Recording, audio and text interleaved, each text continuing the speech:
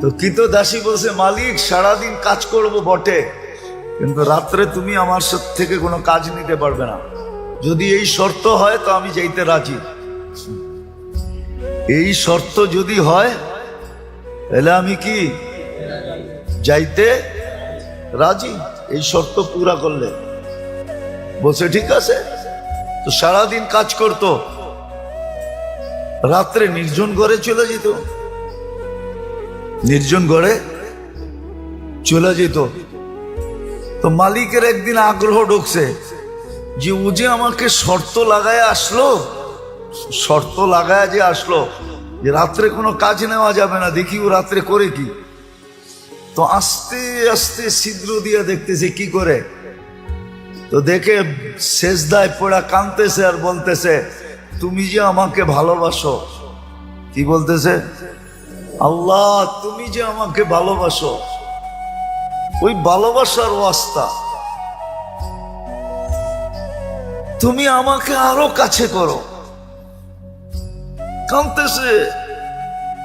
তো মালিক বাহির থেকে বলতেছে, ওই পাগলি, আল্লাহ যে তোকে ভালোবাসে এটা তুই কি করে বুঝলি? তুই বারবার বলতেছো তুমি যে আমাকে ভালোবাসো, তুমি যে আমাকে ভালোবাসো।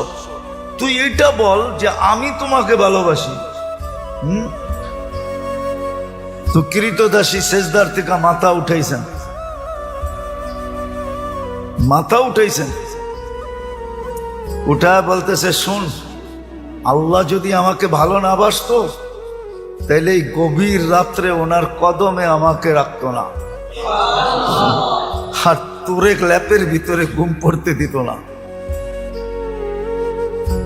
তুই ল্যাপের ভিতরে ঘুমাইতেছস, তোকে ভালোবাসে না দেখি তুই ল্যাপে আসস। আমাকে ভালোবাসে দিকে বিদায়ী কুদরতি পায়ে জাগা দিছে, বইলে একটা চিৎকার দিছে, জান শেষ। মালিক বলে, বইলা তো নিজের ক্ষতি করলাম, কেন টাকা দিয়ে কিনা আনছে, ক্ষতি হয়ে গেছে না, লস। কিন্তু করবে কি, দাফন কাফন তো করতে হবে। বাজারে গেছে কাফন আনার জন্য, আয়সা দেখে সবুজ কাফনে পেঁচানো, উপরে লেখা আছে, ইন্না আউলিয়া আল্লাহি লা খাউফুন আলাইহিম ওয়ালা হুম ইয়াহজানুন।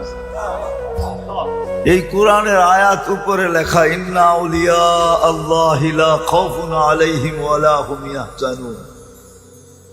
সত্য এটাই, সত্য এটাই। আমরা মনে প্রাণে চাই না যে আল্লাহর কাছে হই বা আল্লাহ আমাদের কাছে হই। আরেকটা মনে উঠলো, এই জন্য বলতেছি,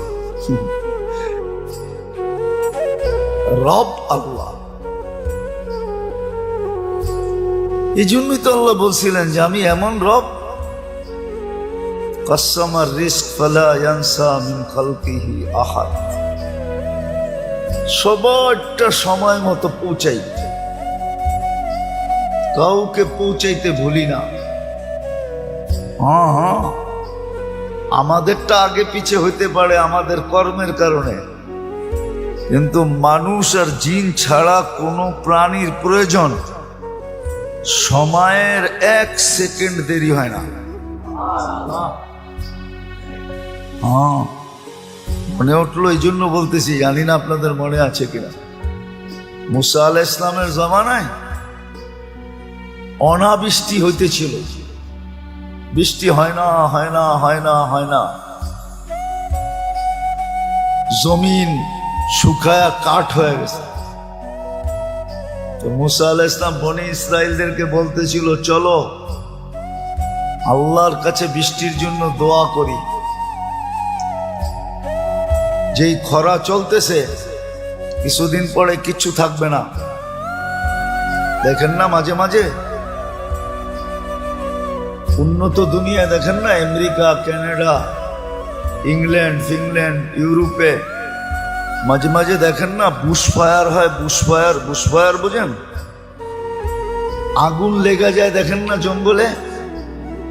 হ্যাঁ, অস্ট্রেলিয়াতে হয়, এবার তো আমেরিকায় হয়েছে জীবনের সেরা। তো এটা হলো খরার কারণে শুকাইতে শুকাইতে শুকাইতে শুকাইতে এক সময় গরমের কারণে আগুন ধরা যায়। তো মুসা আলাইহিস সালাম চলছে বৃষ্টির জন্য, দোয়া করবে বনি ইসরাইলকে নিয়ে।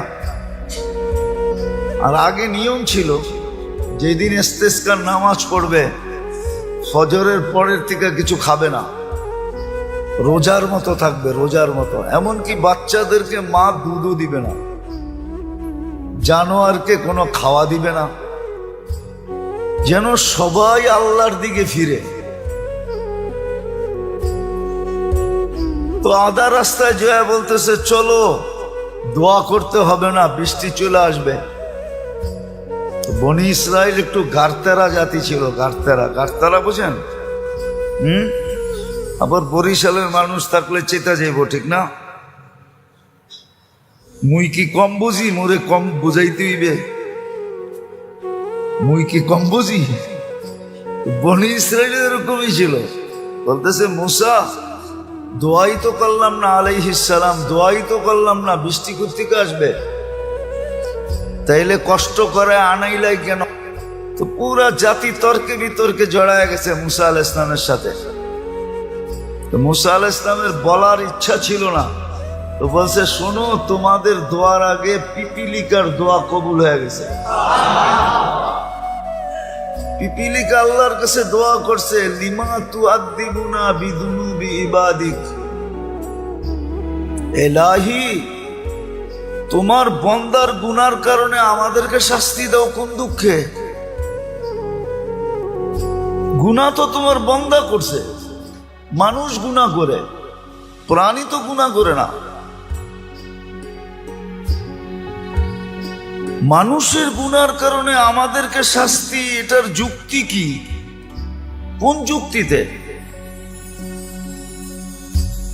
তো বলছে এই যে খরা, খাদ্যগুলা সব শুকায়া কাঠ হয়ে গেছে, আমাদের দাঁতগুলা নরম, চাবাইলে দাঁত ভাঙ্গা যায়।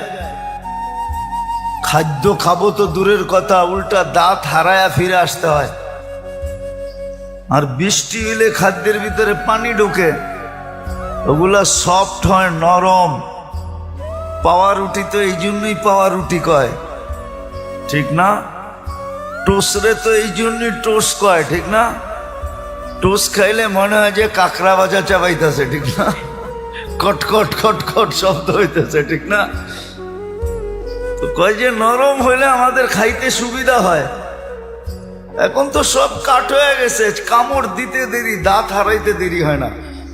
আমাদের সাথে এই ব্যবহার কিসের জন্য?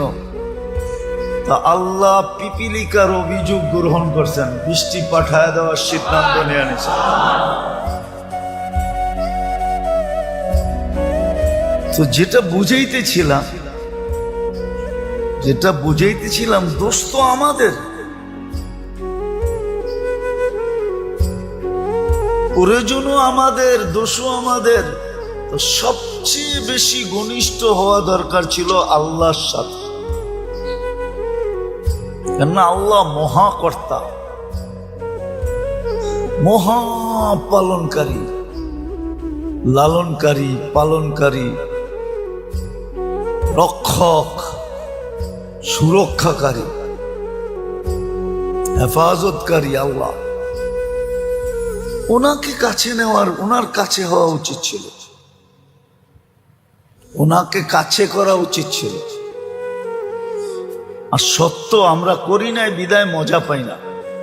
যে যেটা খায় নাই ওরে বয়ান দিয়ে এটার মজা বোঝানো যাবে না, ঠিক না? যে যেটা খায় নাই ওরে ওইটার মজা বয়ান দিয়া, হাকি মজা অন্য জিনিস, স্বাদ অন্য জিনিস।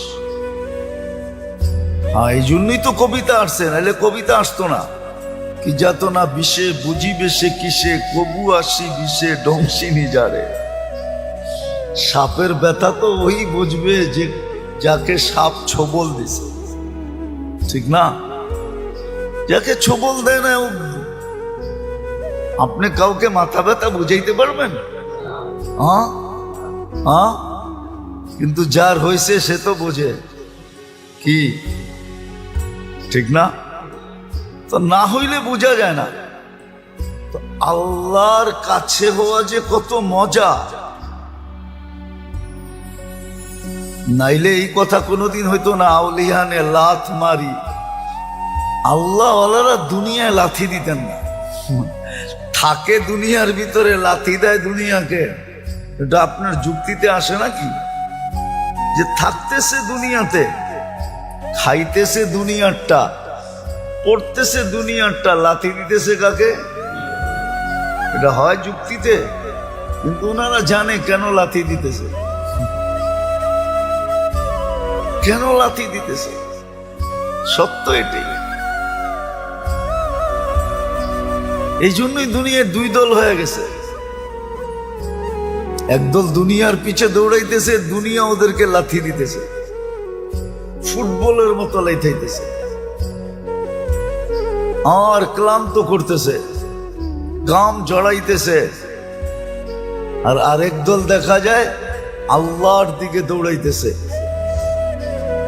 দুনিয়া ওদের পিছে দৌড়াইতেছে আর ওরা দুনিয়াকে লাথি মেরা সরাইতেছে। সর, আমার দরকার নাই, আমার আমার দরকার নাই, আমার দরকার নাই, আমার প্রয়োজন নাই। ওরা দুনিয়াকে লাথি মারতেছে আর একদল আছে যাদেরকে দুনিয়া লাথি মারতেছে, ক্লান্ত করতেছে। তো যেটা বুঝাইতেছিলাম, না জানি না এতক্ষণ পর্যন্ত বুঝে আসছে কিনা, সবচেয়ে বেশি আমাদের উচিত ছিল আল্লাহকে সঙ্গে নেওয়া, আল্লাহর কাছে হওয়া। এটাই মুসলমানদেরকে আল্লাহ বুঝাইতে চাইছিলেন। কুল্লি কামা উরিদ আকুন লাকা কামা তুরিদ। আমি যেমন চাই তেমন করে দেখাও, তুমি যেমন চাবে আমি তেমন করে দেখাবো। কুল্লি কামা উরিদ আকুন লাকা কামা তুরিদ।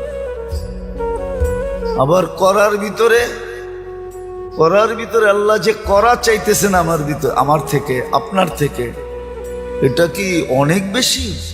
না, ওটো সীমা দিয়া দিছেন, সাধ্যের বাহিরে না, অতিরিক্ত না। অতিরিক্ত যদি বৈধ হইতো তাহলে এই হাদিস কোনোদিন হইতো না।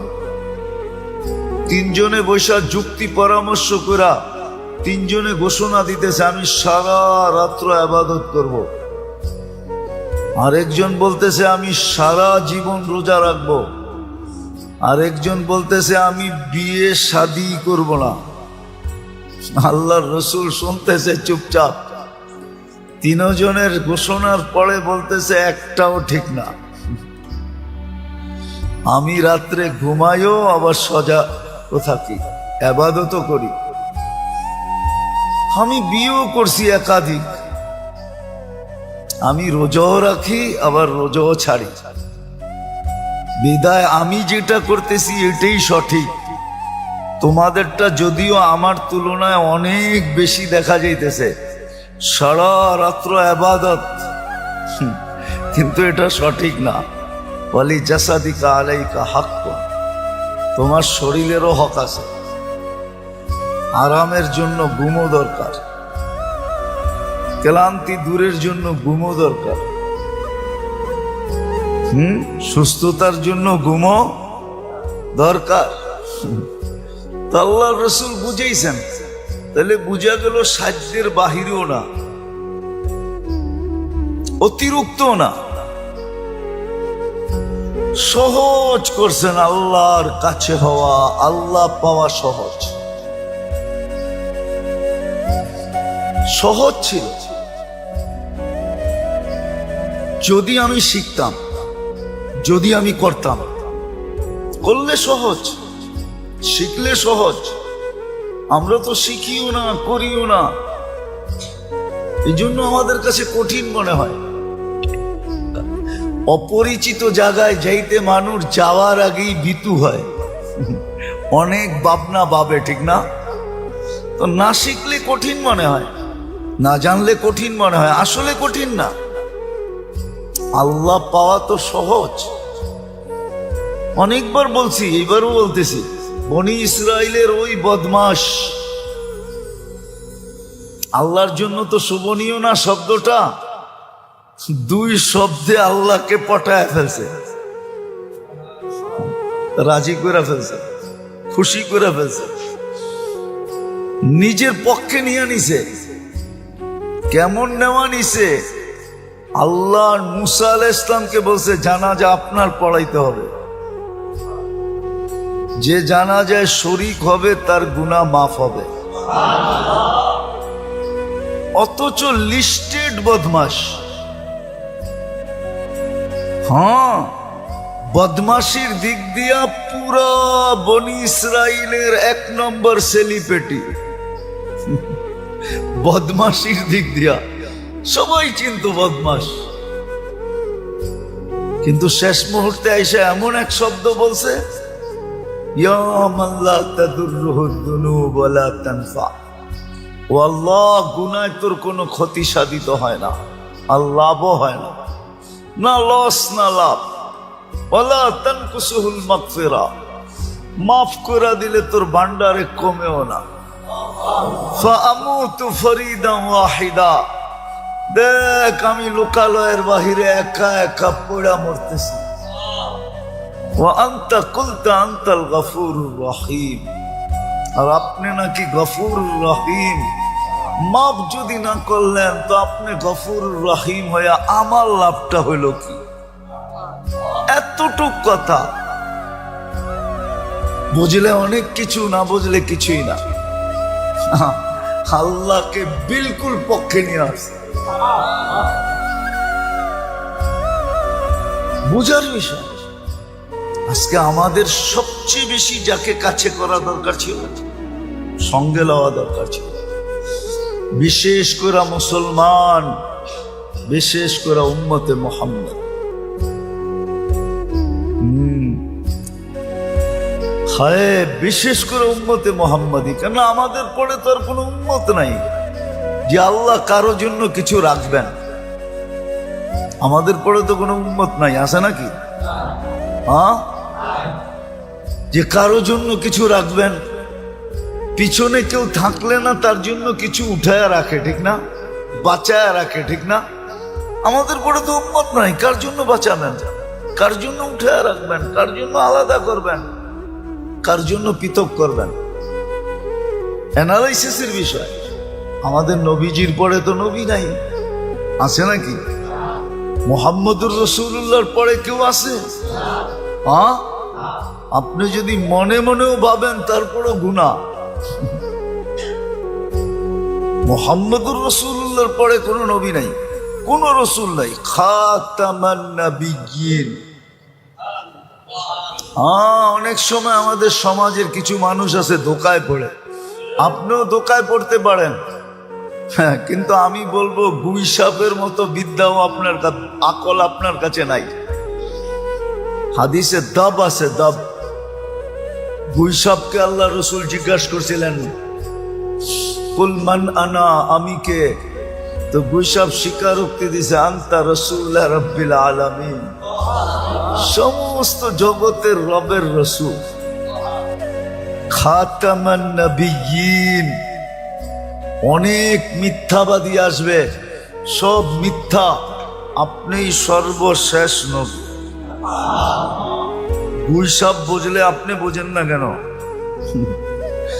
আগেরটাও বলছে মান আমানা বিকা ফাস, যে আপনাকে ধরে রাখবে সেই কামিয়াব হবে। মান কাযিবা খাবা ওয়া খাসির, যে আপনার থেকে দূরে সরবে ও চির হতভাগা হবে। আমার আজকে ভাগ্য খুলে গেছে। লাব্বাইক ওয়া সাদাইক ইয়া সাইনা ওয়া ইয়াউমিল কিয়ামা। ও কিয়ামতের বাদশা, আমার ভাগ্য খুলে গেছে। আপনার তো গুই সাপের সমানও বিশ্বাস নেই। তো যেটা বলতেছিলাম, আল্লাহর কাছে হওয়া দরকার ছিল, আল্লাহকে কাছে করার দরকার ছিল। কসম করে। এই জন্যই চিৎকার ছিল, চিৎকার। আমরা পড়ি তো না, জানি তো না। এই জন্যই সাহাবা সবসময় চিৎকার দিতেন, ইয়াকফিনি আল্লাহ, আল্লাহু কাফিন, আল্লাহ আমার জন্য যথেষ্ট। খালেদ রাদিয়াল্লাহু তাআলা আনহুর কথা হাজারো বার আছে। উনি যুদ্ধের ময়দানে যখন নামতেন তো সবাই ওনাকে সতর্ক করতেন, খালেদ তুমি একা, সামনে হাজার হাজার। তো ওনার চিৎকার এটাই হইতো, আল্লাহ আমার জন্য যথেষ্ট, সরেন থেকে। এই জন্য দুনিয়া দেখছেন, দুনিয়া দেখছেন, এখনো দুনিয়া মানতে রাজি, আমরা মানি না। খালেদ রাদিয়াল্লাহু তাআলা আনহুর যুদ্ধ কৌশল এখনো সারা দুনিয়ার বিজাতিরা সর্বপ্রথম ফলো করে। যে ওনার যে যুদ্ধ কৌশল ছিল, ওনার যে লড়ার কৌশল ছিল, এটা কিয়ামত পর্যন্ত ওই কৌশলকে কেউ অতিক্রম করতে পারবে না। যতই প্লেন বানান, যতই অ্যাটম আর স্যাটম বানান, ওনার যুদ্ধ কৌশলকে কেউ অতিক্রম করতে পারবে না। ওনার যুদ্ধ কৌশল ফলো করতেছে। নিয়া তো যাওয়া যাবে না, নাইলে নিয়া দেখা দেওয়া যেত। ওনার যুদ্ধ কৌশল নিয়ে 24 ঘন্টা রিচার্জ করা চলতেছে, রিচার্জ। যে একটা লোক হাজার লোকের লোকে জিততো কি করে, লক্ষ লোকের লোকে জিততো কি করে, কোন ময়দানে পরাজয় বরণ করেন নাই কি করে। তো খালেদ রাদিয়াল্লাহু তাআলা আনহু একই কথা বলতেন, আল্লাহু ইয়াকফিনি, আল্লাহই আমার জন্য যথেষ্ট। মাইয়া রব্বি, আমার সাথে রব আছে। সবচেয়ে সুপার পাওয়ার আমার লোকে। এই জন্য ওনার লড়তে কোনো দ্বিধা হইতো না। 60,000 হোক আর 60 লাখ হোক, একদিক দিয়ে ঢুকতেন কচু কাটা করে, আরেক দিক দিয়ে বেরিয়ে যেতেন। আজ পর্যন্ত কোনো যুদ্ধে ওনাকে কেউ আটকায় দেখাইতে পারে না, অবরোধ করতে পারে না, আটকাইতে পারে না, বন্দি করতে পারে না। দেওয়াল পর্যন্ত ছেদ করে বেরিয়ে যেতেন। কারণ ওই যে ভিতরে ছিল, সাথে ছিল আল্লাহ। মুসলমানদেরও এটা হওয়া উচিত ছিল, কিন্তু না পারার কারণগুলা বলতেছিলাম গত জুমার আগের জুমায়। না পারার কারণগুলা কি কারণে পারতেছি না আমরা। প্রথম তো শয়তান আমাদেরকে ইচ্ছাই করতে দেয় না, ইচ্ছাই করতে দেয় না। কারো মনের ভিতরে আগ্রহ আছে কিনা আমি জানি না, আপনাদের আছে কিনা জানি না, মনে প্রাণে যে আমি আল্লাহকে পাইতে চাই, আল্লাহকে কাছে করতে চাই, আছে না? শুধু মুখ দিয়া বলতেছি, মনে প্রাণে না। যুবকদের নাই, মনে প্রাণে নাই যে আমি আল্লাহ পাইতে চাই, আল্লাহকে কাছে করতে চাই। তারপরে দেখো না মজা কেমন আসে। বললাম না একটু আগে, আল্লাহ যারা পাইছে ওদের মজার শেষ নাই। ওই মজা আপনাকে বয়ান দিয়া বোঝানো যাবে না, ওটা আলাদা একটা মজা। আলাদা একটা মজা।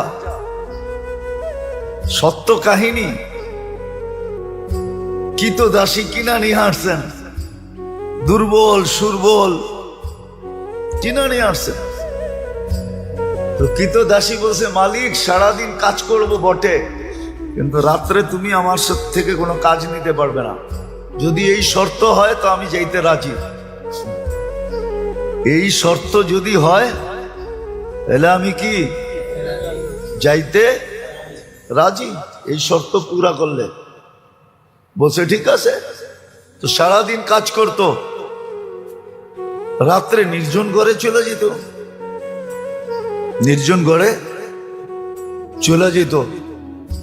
তো মালিকের একদিন আগ্রহ ঢুকছে যে ও যে আমাকে শর্ত লাগায় আসলো, শর্ত লাগায় যে আসলো যে রাত্রে কোনো কাজ নেওয়া যাবে না, দেখি ও রাত্রে করে কি। তো আস্তে আস্তে ছিদ্র দিয়ে দেখতেছে কি করে। তো দেখে সেজদায় পড়া কাঁদতেছে আর বলতেছে, তুমি যে আমাকে ভালোবাসো। কি বলতেছে? আল্লাহ তুমি যে আমাকে ভালোবাসো, ওই ভালোবাসার ওয়াস্তা তুমি আমাকে আরো কাছে করো।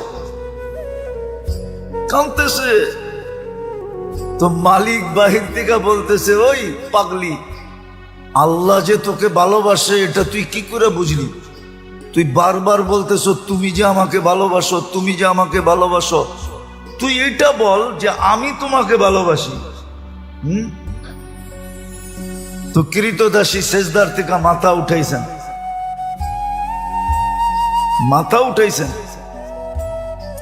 উঠায় বলতেছে, শুন, আল্লাহ যদি আমাকে ভালো না বাসতো তাহলে এই গভীর রাত্রে ওনার কদমে আমাকে রাখতো না, আর তোরে ল্যাপের ভিতরে ঘুম পড়তে দিত না। তুই ল্যাপের ভিতরে ঘুমাইতেছস, তোকে ভালোবাসে না দেখি তুই ল্যাপে আসস। আমাকে ভালোবাসে দিকে বিদায়ী কুদরতি পায়ে জাগা দিছে, বইলা একটা চিৎকার দিছে, জান শেষ। মালিক বলে, বইলা তো নিজের ক্ষতি করলাম, কেননা টাকা দিয়ে কিনা আনছে, ক্ষতি হয়ে গেছে না, লস। কিন্তু করবে কি, দাফন কাফন তো করতে হবে। বাজারে গেছে কাফন আনার জন্য, আয়সা দেখে সবুজ কাফনে পেঁচানো, উপরে লেখা আছে, ইন্না আউলিয়া আল্লাহি লা খাউফুন আলাইহিম ওয়ালা হুম ইয়াহজানুন। এই কোরআনের আয়াত উপরে লেখা, ইন্না আউলিয়া আল্লাহি লা খাউফুন আলাইহিম ওয়ালা হুম ইয়াহজানুন। সত্য এটাই, সত্য এটাই। আমরা মনে প্রাণে চাই না যে আল্লাহর কাছে হয়েছে বা আল্লাহ আমাদের কাছে হয়েছে। আরেকটা মনে উঠলো, এই জন্য বলতেছে, বলে বাগদাদে একবার বৃষ্টি হইতেছিল না, বৃষ্টি নাই নাই নাই নাই। তো সুন্নত অনুযায়ী বাগদাদের ওলামা আল্লাহওয়ালা মানুষ সব বাগদাদের জামে মসজিদে জমা হয়েছে ফজরের পরে। ফজর পড়ছে, এশা পর্যন্ত দোয়া করছে, কিন্তু বৃষ্টির কোনো চিহ্ন হয়নি। এশারের পরে চলে গেছে। তো মালিক ইবনে দিনার রহমতুল্লাহ আলাইহি বলেন, আমি বসা ছিলাম মসজিদে, তো দেখলাম এক জীর্ণ শীর্ণ গোলাম, জীর্ণ শীর্ণ গোলাম, কৃতদাস ঢুকলো। কেননা কৃতদাস দেখলে বোঝা যায়, আপনারা দেখেন তো না, এই জন্য বুঝবেন না। আফ্রিকায় আছে এখনো, নাইজেরিয়ায়, ওদের পোশাকই ভিন্ন, ওদেরকে দেখলেই চেনা যায় যারা কৃতদাস। আমিও চিনতাম না, প্রথমবার যখন গেছি তো জিজ্ঞেস করছি, এদের পোশাক এরকম কেন? তো বলছে এরা অমুকের কৃতদাস। সবাই আবার ভিন্ন ভিন্ন আছে। যেমন আমাদের রাগ হয়ে যাবেন বলবো না, রাগ হয়ে যাবে। আমাদের যেরকম কিছু লোককে দেখলেই বোঝা যায় উনি কোন দরবারের সাথে সংযুক্ত, টুপি দিয়া, পাঞ্জাবি দিয়া, এমনকি পকেট দিয়েও বোঝা যায়। এরকম রাগ হয় না কিন্তু আবার। তো ওই দেশে এরকম বোঝা যায়, প্রত্যেকের আলাদা, গোলামের কৃতদাসের আলাদা আলাদা ইউনিফর্ম আছে, দেখলে বোঝা যায় এটি ওনার। তো কৃতদাস দেখলেই বোঝা যায়। আইসা ঢুকছে, সাধারণভাবে 2 রাকাত নামাজ পড়ছে।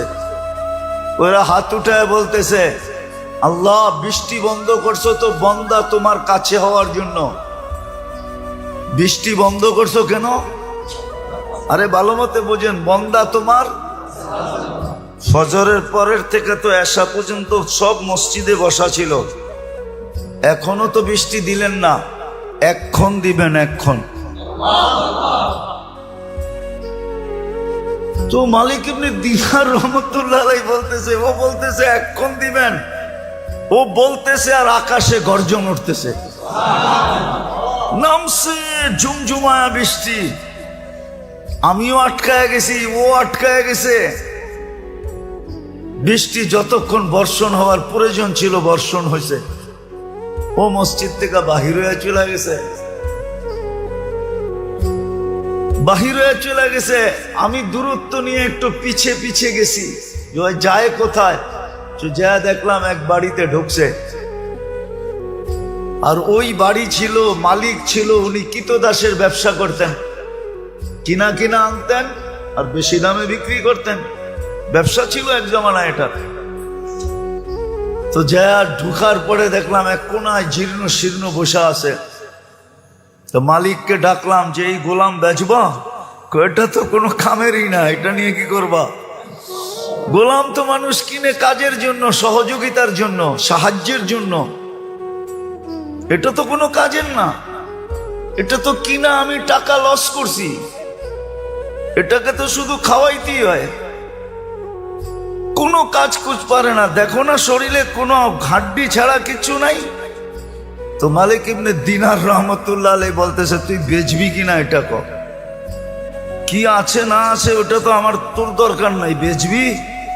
তো মনে মনে ভাবতেছে মনে হয় আল্লাহই পাঠায় দিছে আমার উপরে সুযোগ,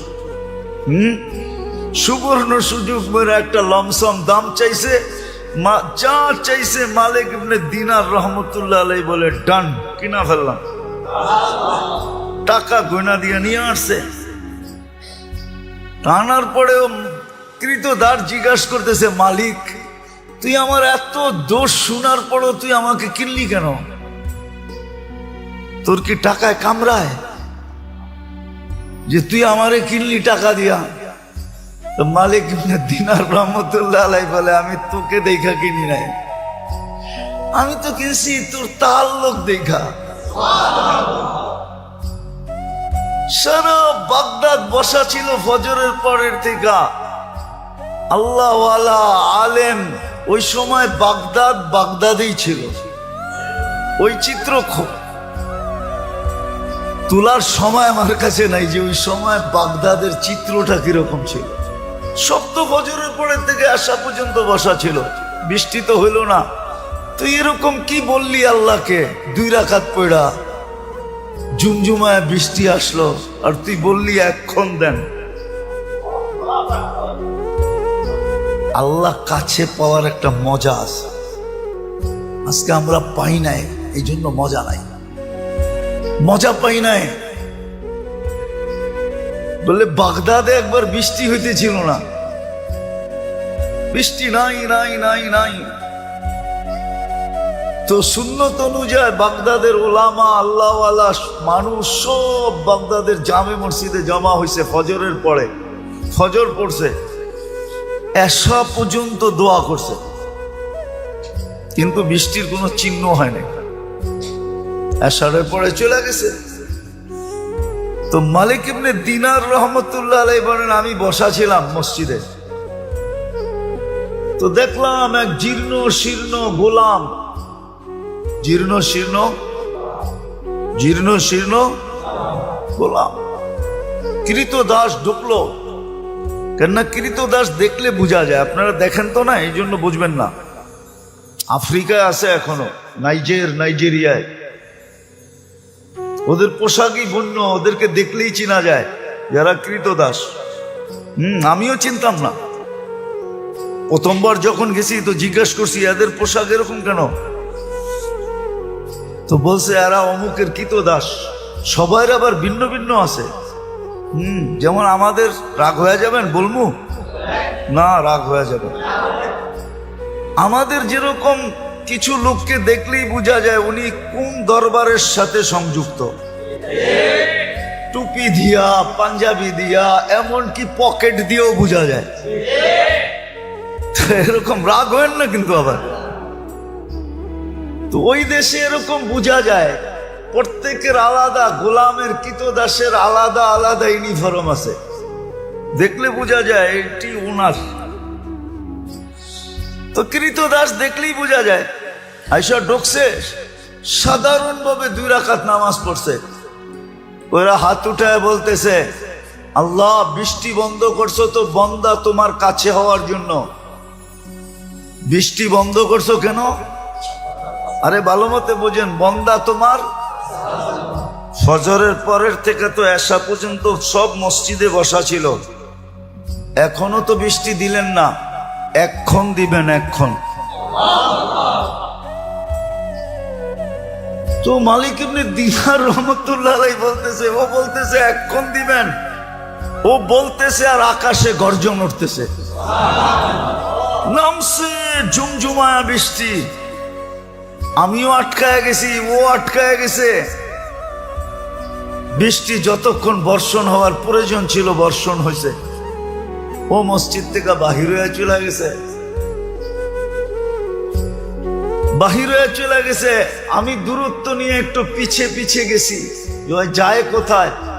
যা দেখলাম এক বাড়িতে ঢুকছে, আর ওই বাড়ি ছিল, মালিক ছিল, উনি কিতদাসের ব্যবসা করতেন, কিনা কিনা আনতেন আর বেশি দামে বিক্রি করতেন। ব্যবসা ছিল এক জমানায় এটা। তো যা ঢুকার পরে দেখলাম এক কোনায় জীর্ণ শীর্ণ বসা আছে।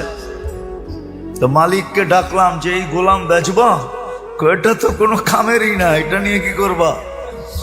গোলাম তো মানুষ কিনে কাজের জন্য, সহযোগিতার জন্য, সাহায্যের জন্য।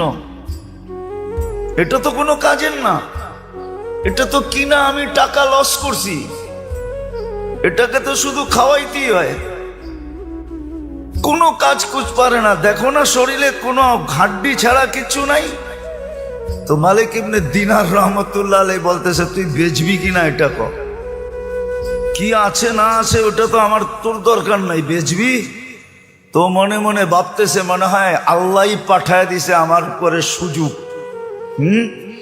সুবর্ণ সুযোগ। মেরে একটা লমসম দাম চাইছে, যা চাইছে মালিক ইবনে দিনার রহমতুল্লাহ আলাইহি বলে ডান, কিনা ফেললাম। টাকা গয়না দিয়ে নিয়ে আসছে। আনার পরেও কৃতদার জিজ্ঞাসা করতেছে, মালিক তুই আমার এত দোষ শোনার পরও তুই আমাকে কিনলি কেন? তোর কি টাকায় কামড়ায় যে তুই আমারে কিনলি টাকা দিয়া? তো মালিক ইবনে দিনার রহমতুল্লাহ আলাইহি বলে, আমি তোকে দেখা কিনি নাই, আমি তো কিনছি তোর তাল্লুক দেখা। সারা বাগদাদ বসা ছিল ফজরের পরের থেকে আল্লাহওয়ালা আলেম। ওই সময় বাগদাদ বাগদাদেই ছিল। ওই চিত্র তোলার সময় আমার কাছে নাই যে ওই সময় বাগদাদের চিত্রটা কিরকম ছিল। সব তো ফজরের পরের থেকে আসা পর্যন্ত বসা ছিল, বৃষ্টি তো হইল না। তুই এরকম কি বললি আল্লাহকে? 2 রাকাত পড়া ঝুমঝুমায় বৃষ্টি আসলো আর তুই বললি এক্ষণ দেন। আল্লাহ কাছে পাওয়ার একটা মজা আছে, আজকে আমরা পাই নাই, এই জন্য মজা নাই, মজা পাই নাই।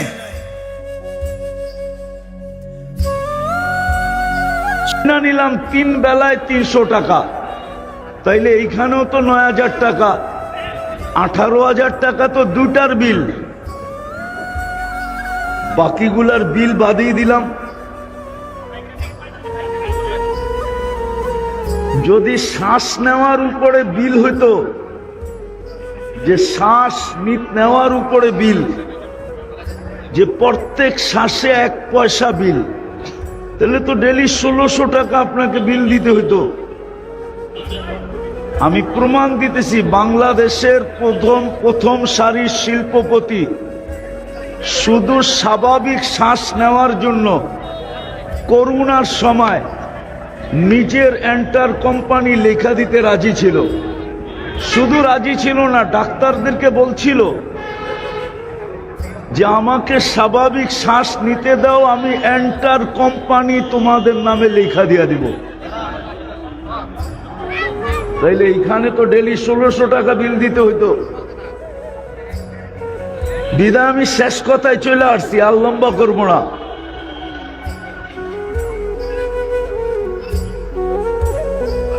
বুঝাইতে চাইতেছি, বুঝাইতে যদি বুঝে আসে, আর বুঝে না আসলে একদিন বুঝে আসবে অবশ্যই। ওই দিন বুঝ কোনো কাজে দিবে না, এটাও সত্য। আজকে আল্লাহ বুঝাইছেন তো কোরআন দিছেন, রসুল বুঝাইছেন তো হাদিস দিছেন, ওলামারা দায় দায়িত্ব নিয়ে বুঝাইতেছেন। বুঝলে ভালো কথা, না বুঝলেও ভালো কথা। কেননা কালকে কিন্তু আপনাকে পুঙ্খানো জবাব দিতে হবে। যদিও আজকে বিলকুল বিনা পয়সায় সার্ভিস, 24 ঘন্টা আল্লাহ সার্ভিস দিতেছেন বিনা পয়সায়, কোনো পয়সা নেন না, উইদাউট পে। আল্লাহ 24 ঘন্টা সার্ভিস দিতেছেন। এইদিকে দেখেন, এইদিকে দেখেন, আমার দিকে ভালো মতে শুনেন।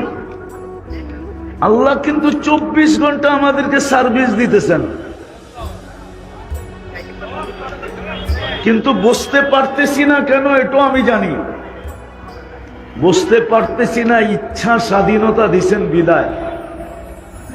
এটা যদি না দিতেন তাহলে মনে হয় সবার বুঝে আসতো, কিন্তু না, আল্লাহ ইচ্ছা স্বাধীনতা দিছেন আমাদেরকে বিদায়, যেমন খুশি তেমন চলতে পারি। অথচ যেটা দিয়েই চলি এটা আল্লাহর দেওয়া। এটা কার দেওয়া?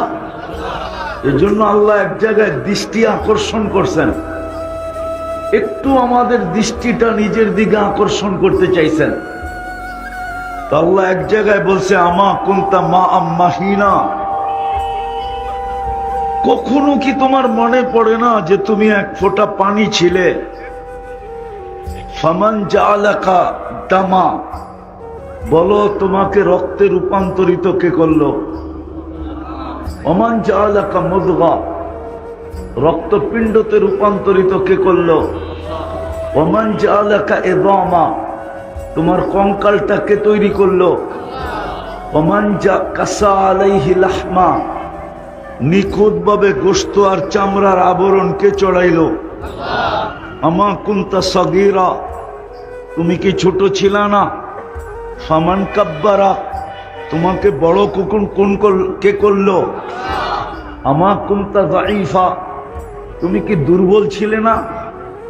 ফামান কাওয়াকা, তোমাকে সুঠামত্ব কে দিল?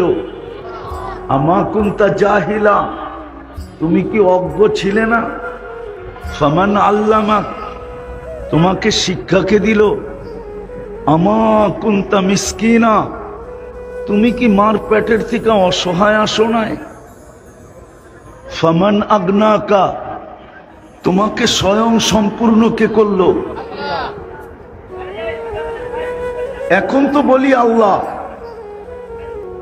কিন্তু সারা দিনেও তো 100 বার আল্লাহ বলি না, ঠিক না? বলেন তো। আল্লাহ বলে তুমি নিশ্চয় ছিলে, তোমাকে স্বয়ং সম্পূর্ণ কে করলো?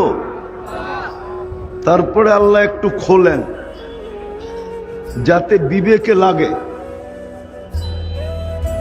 তো আল্লাহ একটু খোলেন, তো আল্লাহ বলে ফালা লাকা সিন্নুন তাক্তা, আজকে তো দাঁত দিয়া খুব কাটো, যেই দিন আসছিলে ওই দিন দাঁত তো ছিল না।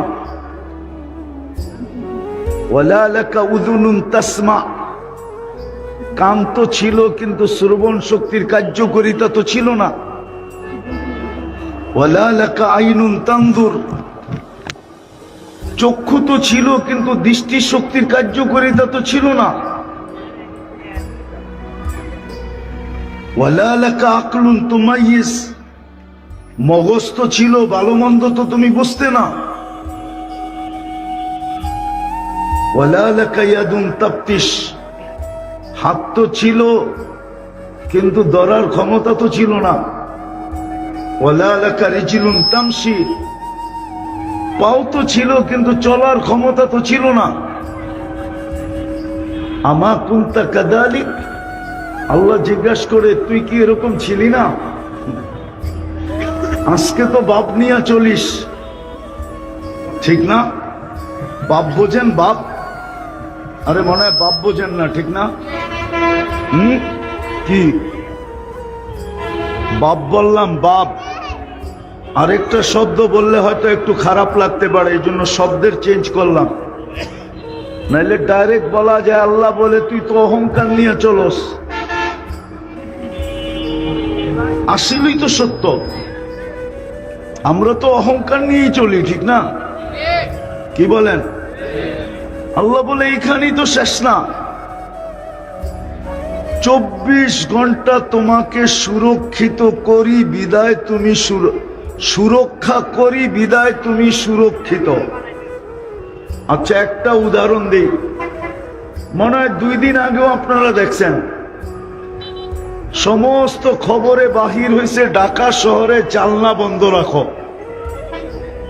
মনে হয় 2-4 দিন আগেই খবরে আসছে, নেটে আসছে, সবাই জানলা, ঘরের কি জানলা, কেননা ঢাকা শহর এরকম দূষণযুক্ত। কয়েকদিন আগে কুয়াশা ছিল না খুব, তো বলছে দূষণ এরকম যে জানলা বন্ধ রাখো। হতে পারে ঘরের ভিতরে দূষণ ঢুকবে, স্বাস্থ্যের জন্য ক্ষতিকর হবে। আর এরকম কথা ঢাকা শহরে আমি জন্মের পরের থেকে শুনতেছি। যখন দূষণযুক্ত, তো কোন দিন সকালে টানতে দেরি, মরতে দেরি হবে না, ঠিক না? হ্যাঁ, তাহলে গুলশানের জমিনের দাম এত বাড়লো কেন? বলুক না ওনারা। গুলশান তো ছোটবেলা আমিও দেখছি, ওনারাও দেখছে মনে হয়। এত দাম বাড়লো কেন গুলশানের জমিনের? বাড়িদারারটা আরো বাড়লো কেন? ওটা তো এন্টারি জঙ্গল ছিল। বলেন, বাড়িদারা তো হইলো ডিপ্লোমাজি, জুন সব এমবেসি ওইখানে, ওটা তো আরো বেড়ে গেছে। ধানমন্ডি এত বাড়লো কেন? ওটা তো বাজার ছিল, সবজি দানের বাজার, ধানমন্ডি। ধান বেচতে তো আমিও দেখছি চোখে, বড় বড় নৌকা লাগতো। বলেন, মতিঝিল এত বাড়লো কেন? ওইখানে তো ঝিলই আসিল, আর ছিল কি? নাইলে মতিঝিল হইল কেমনে? তো দিন দিন দাম বাড়তেছে, মানুষের সংখ্যা বাড়তেছে, ঠিক না? দূষণ বিজ্ঞান বাহির করছে, কিন্তু অক্সিজেন খারাপ হয়ে গেছে এটা বাহির করতে পারে নাই। পারছে নাকি? অক্সিজেন কি ঢাকা শহরের একটা পিউন না? হ্যাঁ না, পিউন না? হ্যাঁ না, মনে হয় বোঝেন নাই। দূষণ মানি, কিন্তু অক্সিজেন না, অক্সিজেনও দূষণ আলা। ওনারাই স্বীকার করতেছে অক্সিজেন দূষণ আলা হইলে মানুষ বাঁচবে। তাইলে এই অক্সিজেন পিউর রাখলো কে? হ্যাঁ, আল্লাহ বলে 24 ঘন্টা তোকে সুরক্ষা দেই আমি। 24 ঘন্টা তোকে শুধু অস্তিত্ব দেই নাই, সাজাই নাই, 24 ঘন্টা আমি তোমাকে সুরক্ষা দেই, 24 ঘন্টা আমি তোমাকে সার্ভিস দেই, উইদাউট পে। একটাও নেই না তোমার থেকে, 1 টাকাও নেই না, কোনো কিচ্ছু তোমার কাছ থেকে নেই না, বিনা পয়সায় তোমাকে সার্ভিস দেয়া যাইতেছি। তারপরে আল্লাহ প্রশ্ন করতেছে, বল তুই 24 ঘন্টায় আমাকে কয়বার ডাকস? কয়বার আমার নাম নাও? আমাকে কয়বার ডাক? প্রথম প্রশ্ন, কালকে এই চেহারাটা কি করে দেখাবা? আগে এটা বলো। দ্বিতীয় বলো, তোমাকে কি অনার্থক সৃষ্টি? তোমাকে কি অনার্থক সৃষ্টি করছি যে তুমি অনার্থক সৃষ্টি? তোমার কোনো উদ্দেশ্য নাই, তুমি কি অনার্থক সৃষ্টি? কবিও তো এটাই বলছিল, तुझे दुनिया के रहो सबसे बाल आला, हो जीनत निराली, हो फैशन निराला, यूं ही जिया करता है क्या मरने वाला, तुझे हुस्न जाहिर ने धोखे में डाला, जगह जी लगाने का दुनिया नहीं है, ये इबरत की चाह है, तमाशा नहीं है। कुरानो बोले अफहसिबतुम अन्नमा खलकनाकुम आबास, তুমি কি অনর্থক সৃষ্টি? এই জন্য মেরে দোস্ত, এই জন্য মেরে দোস্ত চলে যাব কালকে, কালকেই বললাম, কালকেই চলে যাব। কয়দিন থাকবেন দুনিয়াতে? যার কাছ থেকে আসছি তার কাছে যাব। কিন্তু এই বিবেকটা দিয়ে একটু চিন্তা করা উচিত যে আপনার আমার প্রস্তুতি কতটুকু, প্রস্তুতি কতটুকু, কতটুকু প্রস্তুতি নিলাম।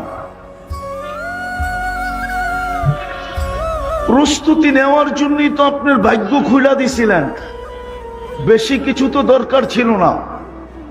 আমি একটাই দেখাইতেছি, উম্মতে মুহাম্মাদি বানায় আপনাকে ভাগ্য খুলে দিছিলেন, উম্মতে মুহাম্মাদি হিসাবে নির্বাচিত করা আপনার আমার ভাগ্য কপাল খুলে দিছিলেন। এতটুক করলেই হইতো, কিন্তু করে তো না কেউ। বলেন তো এখানে কে আছে ঘুমানোর সময় শুধু হাত দুটা উঠায় ঘুমায়? একজন বলতে পারবেন যে আমি ঘুমানোর সময় শুধু হাত দুটা উঠায় ঘুমাই, যে আল্লাহ মাফ করে দেন? এই উম্মতের জন্য তো এতটুকুই যথেষ্ট ছিল। আমি দুই চারটা দেখাবো, এতটুকুই যথেষ্ট ছিল। নাইলে আদম আলাইহিস সালাম কেন বললেন আমি প্রথম মানুষ, প্রথম নবী, প্রথম রসুল? একটা ভুল হলো, একটা, আমাকে 350 বছর কাদায়া মাফ করলেন। উম্মতে মুহাম্মাদি সারা দিন গুনাহ করবে, রাত্রে ডাইকা ডাইকা মাফ করে দিবেন। বুখারী শরীফে আছে।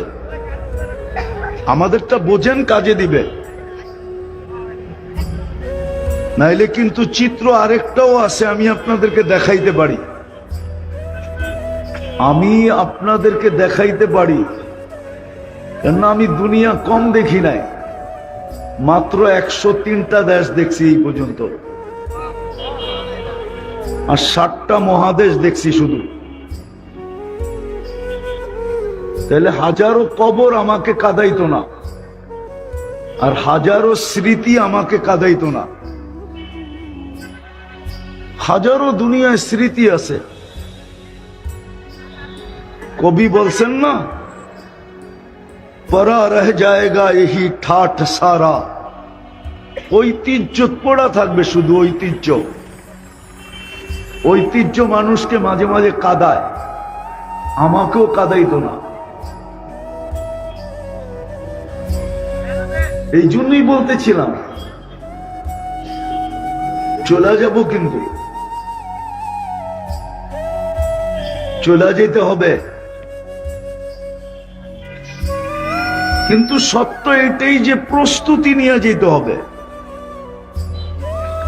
তাইলে এই চিত্র কোরআনে আসতো না। প্রস্তুতি যদি দরকার না হইতো তাইলে এই চিত্র কোরআনে আসতো না। কোরআনে অনেকগুলা চিত্র আছে, রাজার কথাও আছে, রানীর কথাও আছে, মন্ত্রীর কথাও আছে, প্রজার কথাও আছে।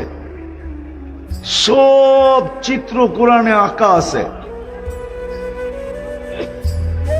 তাইলে এগুলা কাজে দিত, কিন্তু এগুলা কাজে দেয় না, এগুলা কাজে দেয় না, কাজে দেয় না, এগুলা কাজে দেয় না। কাজে কোনটা দিবে এটাও কোরআনে চিত্র আছে। তো যেটা বুঝাইতেছিলাম যে উম্মতে মুহাম্মাদি বানায় আপনার ভাগ্য খুলা দিছিলেন, প্রথম মানুষ, প্রথম নবী, প্রথম রসুল এক ভুলে 350 বৎসর কাঁদাইলেন। 350 বৎসর কাঁদাইলেন, 350 বৎসর কাঁদাইলেন। কিন্তু আপনাকে তো ডেলি ডাইকা ডাইকা মাফ করতে চাইতেছেন। আরে বাবা, এই যে বাবা, এই যে ভলান্টিয়ার, এই যে ভলান্টিয়ার, এদিকে দেখো, এদিকে দেখো, ভলান্টিয়ার দেখো। তুমি মানুষকে ছেড়ে দাও না, দাঁড়ায় আছে তো দাঁড়ায় থাকো। তোমারে মনে হয় কেউ তাশকিল করছে যাতে তুমি হই হুল্লা করবা, কেউ শুনতে পারবে না কথা।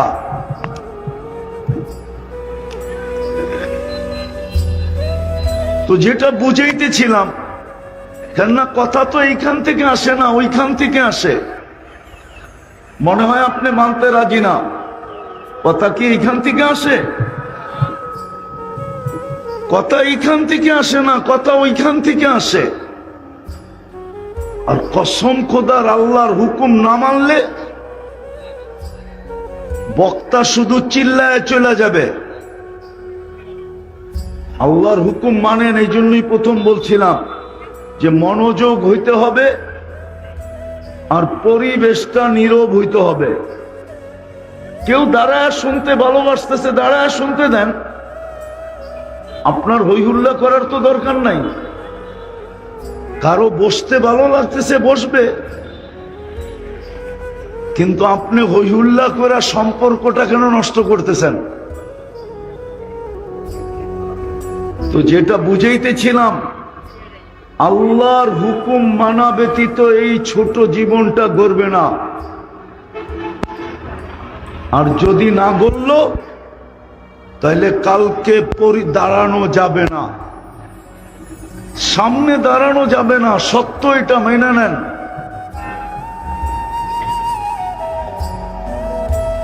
আর আল্লাহর হুকুম মানার মাধ্যমেই আপনার পরিচয়। দুনিয়ায় পরিচয় হাজারো জিনিস দ্বারা হয়, আমি মানি, এটা আমি অস্বীকার করি না। কিন্তু আল্লাহ রসুলের কাছে পরিচয় হবে শুধু হুকুম মানার দ্বারা। যে যত মানবে তার পরিচয় তত হবে। নাইলে আপনি ভাবেন বেলাল তো কৃতদাসী ছিল, ঠিক না? হ্যাঁ, ওর বাড়ি দেখলে কান্না আসে কেন? আমি তো 6 বার দেখা বলতেছি, না দেখা না। আমি ইথিওপিয়া 6 বার গেছি, 6 বার। ওর বাড়ি তো দেখলে 6 বারই কান্না আসে, 6 বার কান্না আসে। যতবার দেখবে ততবারই কান্না আসে। কেন আসে? বেলাল রাদিয়াল্লাহু তাআলা আনহুর ভিতরে কি জাদু আছে? ও তো ইথিওপিয়ার মানুষ। 1400 বছর আজকের গুলা দেখলেই পছন্দ হয় না। কালো তো কালো, ঢঙ নাই। তো 1400 বছর আগে কেমন ছিল বলেন? শুধু আল্লাহর হুকুম মানছে, আর কিচ্ছু না। নিজেকে আকর্ষণের পাত্র বানাইছে আল্লাহর হুকুম মানার দ্বারা। এতটুকু উঁচায় উঠাইছে, এতটুকু উঁচায়। আজকে তো আমাদের হাজারো পরিচয়, বেলালের তো কোনো পরিচয়ই ছিল না। ছিল তো ছিল, ইথিওপিয়ার কৃতদাস ছিল। স্বাধীন হয়েছেন তো অনেকদিন পরে, কিন্তু রাদিয়াল্লাহু তাআলা আনহু জমিনে হাঁটলে জান্নাতে পদধ্বনি হয়। এটা কি যথেষ্ট না? বাকিগুলা বাদই দিলাম। তো যেটা বুঝাইতেছিলাম এলোমেলো কইরা, আমার কাছে আজকেরটা এলোমেলোই লাগতেছে। প্রস্তুতি নিয়ে গেলে কিছু মিলবে, নাইলে আপনি আপনার ধারণার ভিতরে হারায়া থাকবেন। ধারণার ভিতরে হারানো থাকবেন, হারানো। আজকে আমাদের কিছু সমাজের লোক আছে যারা শিক্ষিত দীক্ষিত সর্বদিক দিয়ে উন্নত, কিন্তু ওনারা ওনাদের বিবেক বুদ্ধির ভিতরে হারায় আছে।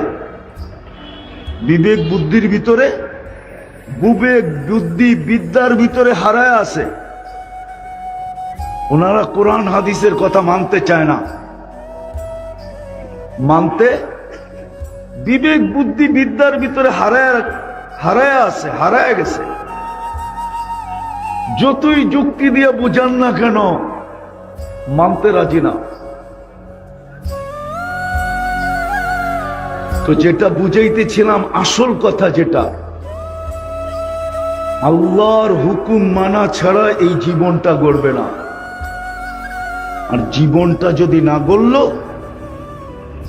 আজকে কেটে যাবে। ইচ্ছা স্বাধীনতা দিছে বিদায়, কিচ্ছু বলবে না। অস্তিত্ব দিছেন, সাজায়ও দিছেন, রক্ষণাবেক্ষণও করবেন, লালন পালনও করবেন। ডেলি আপনার উপরে লক্ষ লক্ষ টাকা প্রযুক্তির হিসাবে দেখলে আপনার উপরে ব্যয়ও করবেন, কিচ্ছু বলবেন না। শুধু দুটা শব্দ বলবেন, নাযিরুন কাইফা তা'মালুন, দেখতেছি তুমি কি করতেছ। আরেকটা শব্দ বলবেন, ফান্তাযিরু, একটু অপেক্ষা করো, ইন্নী মাআকুম মিনাল মুনতাযিরিন। যদি আল্লাহকে জিজ্ঞাসা করি, আপনি তো দেখতেছেন, সুরক্ষা তো করতেছেন না, তো আল্লাহ এটাও বলে দিছে সবকিছু সুরক্ষিত হইতেছে 3 ধাপে। কয় ধাপে? কিরামান কাতিবিন ইয়ালামুনা মা তাফআলুন। তোমার কর্মগুলা কিরামান কাতিবিন 2 জন ভিডিও করতেছে। মা মিন কাউলিন ইল্লা লাদাইহি রাকিবুন আতীদ। সারাদিন যা বলো এটা 2 ফেরেশতা অডিও করতেছে। তৃতীয় সুরক্ষার পদ্ধতি বলতেছে, ইয়ালামু খাইনাতাল আয়ুন ওমা তুখফিস সুদূর। অন্তরে যা গাইতেছ, আল্লাহ বলে স্বয়ং আমি নিজে সুরক্ষা করতেছি। চোখের ইশারায় কি বুঝাইতে চাইতেছ, এটা আমি আল্লাহ সুরক্ষিত করতেছি। তারপরে জিজ্ঞাসা করছে, এইবার বলো তুমি বাঁচবে তো বাঁচবে কি করে? বিদায় হুকুম ছাড়াই, মানা ছাড়া এই জীবনটা গড়বে না। আর গড়লেই কিন্তু আল্লাহর কাছে, গড়লেই কিন্তু আল্লাহর কাছে দামি হব। নাইলে দুনিয়ায় সামান্য দাম হয়তো পাইতে পারেন, সাময়িক পাইতে পারেন, সাময়িক সাময়িক দাম পাইতে পারি, সাময়িক কিছু সময়ের জন্য, চিরস্থায়ী দাম না। চিরস্থায়ী দাম তো আল্লাহর কাছে, চিরস্থায়ী দাম তো আল্লাহর কাছে। আল্লাহ চিরস্থায়ী দাম দিবে। দুনিয়ার মানুষ দাম দিলেও ক্ষণস্থায়ী। আপনি বলেন, যুবকের দাম কতক্ষণ আছে? যতক্ষণ যৌবন আছে। টাকাওয়ালার দাম কতক্ষণ আছে? যতক্ষণ টাকা আছে। ফ্যাক্টরিওয়ালার দাম কতক্ষণ আছে? যতক্ষণ ফ্যাক্টরি আছে। পদালার দাম কতক্ষণ আছে? যতক্ষণ পদ আছে। অতীতে তো আমরা দেখতেছিলাম, তেল মারতে মারতে তেলের দাম পর্যন্ত বেড়ে গেল। তারপরে তেল ছাড়া কিভাবে পাকাইতে হয় ওই লেখালেখি ও পত্রিকায় হইতে শুরু হলো। এখন তো ওই রিপোর্টারদেরকেই দেখতেছি, স্বৈরাচার বলতে বলতে বলতে গলা এরকম শুকাইতেছে যে খবর পড়ার মাঝে মাঝেও পানি খাইতেছে। হ্যাঁ, আর আল্লাহ কি করে বুঝাবে আপনাকে? আল্লাহ কিন্তু আমাদেরকেও বুঝাইতেছে, শুধু একদলকে বুঝাইছে এটা না, আমাদেরকেও বুঝাইতেছে, আমাদেরকেও বুঝাইতেছে। আল্লাহ আল্লাহ কিন্তু সবাইকে বুঝাইতেছে, বেশি বাইর না। আমি বলি হয়তো আপনারা বিশ্বাস করবেন না, বাংলাদেশের মাটির একটা আধ্যাত্মিক শক্তি আছে যেটা আপনারা জানেন না। এই মাটি নিয়ে যে খেলে, মাটি একদিন ওকে কিক দেয়, কিক। হ্যাঁ, মাটি ওকে আউট করে, কখনো বোল্ড আউট করে, কখনো রান আউট করে, কখনো ক্যাচ আউট করে, আবার কখনো কখনো সীমানার বাইরে আউট করে। এটা কিন্তু মাটির আধ্যাত্মিক, ভালো মতে বোঝেন। এটা এই মাটির, কেন জানেন? আমি দুনিয়া ঘুরে বলতেছি, এই মাটির আধ্যাত্মিক শক্তি এটা। কেননা এই মাটিতে ইসলাম আজকে আসে নাই। মদিনার সমসাময়িক হইল এই মাটির ইসলাম। সমসাময়িক বোঝেন? সমসাময়িক বোঝেন? আল্লাহর রসুল হিজরত করেন নাই, তখন এই বাংলাদেশে ইসলাম আসছে। 4 সাহাবী আসছে, 4 সাহাবী। ইতিহাসের পাতায় নাম সহ আছে। আবু ওয়াক্কাস, ওহাব ইবনে মালিক, কাসিম ইবনে হুযাইফা, উরওয়া ইবনে সাসা। এইখান থেকে 2 জন চীনে গেছেন, একজন চীনের মিডলে আছেন। আবু ওয়াক্কাস রাদিয়াল্লাহু তাআলা আনহুর কবর গুয়ানজুতে, ওহাব ইবনে মালিক রাদিয়াল্লাহু তাআলা আনহুর কবর মঙ্গোলিয়ার বর্ডারে। আর 2 জন এইখানেই ঘুমায় গেছেন, এই মাটির নিচে আছে। ইসলামের প্রথম যুগের কোরবানি, ইসলামের প্রথম যুগের কোরবানি এই বাংলাদেশের মাটির নিচে লুকানো আছে। সাহাবাদের শরীর এই মাটিতে মিশুক আর না মিশুক, ছোঁয়াতে এই মাটি এক আধ্যাত্মিক শক্তি অর্জন করছে।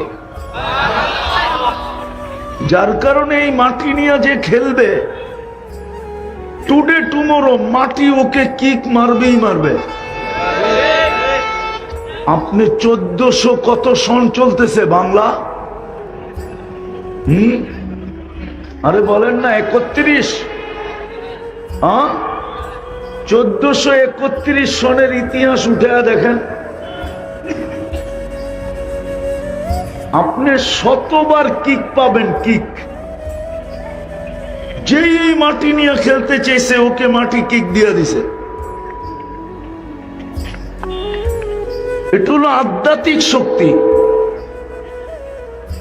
যার কারণে এই মাটির আরেক আধ্যাত্মিক শক্তির আরেকটা প্রমাণ আছে।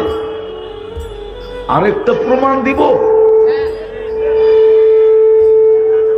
এই মাটি যতই নড়ুক আর চড়ুক, কোন দিন এই মাটিতে ভয়াবহ বিপর্যয় আসে নাই। আমি শুরু বলতেছি না, বাংলাদেশ থেকে বলতেছি। এই 53, 54, 55 বৎসরে, 71 থেকে ধরলে এখন 54 বৎসর, শতবার ভূমিকম্প আসছে।